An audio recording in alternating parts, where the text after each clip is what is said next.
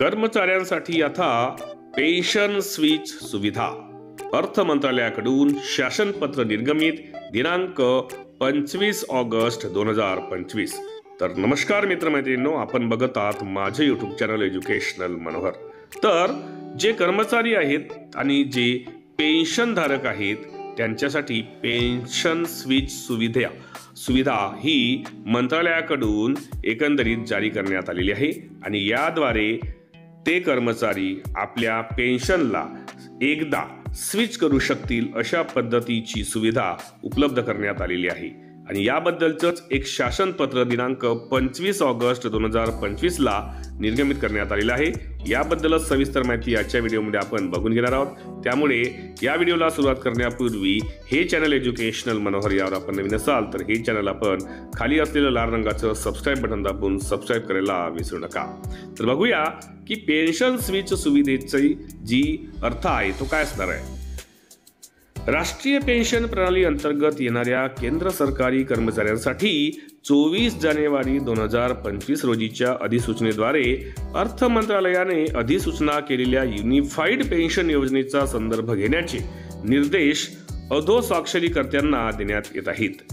यानुसार असे सूचित करण्यात आले आहेत की यूपीएसचा पर्याय निवडलेल्या सर्व केंद्र सरकारी कर्मचाऱ्यांना यूपीएस वरून एनपीएस मध्ये केवळ एक वेळ स्विच करण्याची सुविधा उपलब्ध करून दिली जाईल।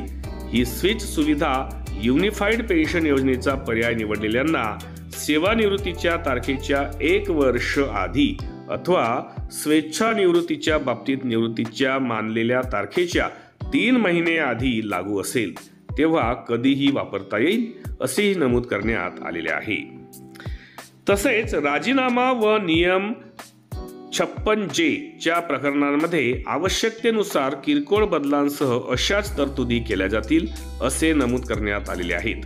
जर वरील नमूद वेळेनुसार स्विच सुविधा वापरली गेली नाही तर कर्मचारी डिफॉल्ट नुसार यूपीएस अंतर्गत सुरू राहील अशी बाब यामध्ये नमूद करण्यात आलेली आहे।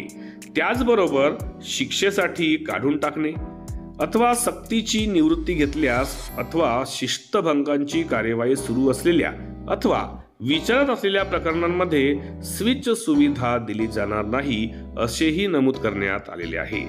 तसेच स्विच सुविधा उपलब्ध झाल्याच्या नंतर PFRDA नियम अंतर्गत संबंधित कर्मचारी हे खात्रीशीर पेमेंट व यूपीएस लाभांसाठी पात्र राहणार नाही।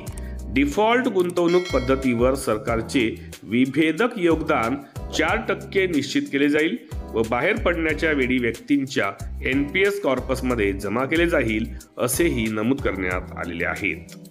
तर एकंदरीत पेन्शनला स्विच करण्याची जी सुविधा आहे ती अर्थ मंत्रालयाकडून शासनपत्र निर्गमित करून जारी करण्यात आलेली आहे आणि यानुसार कर्मचाऱ्यांना युनिफाईड पेन्शन योजनेमधून नॅशनल पेन्शन योजनेमध्ये एकदा काय करता येणार आहे, त्यांची पेन्शन स्विच करता येणार आहे।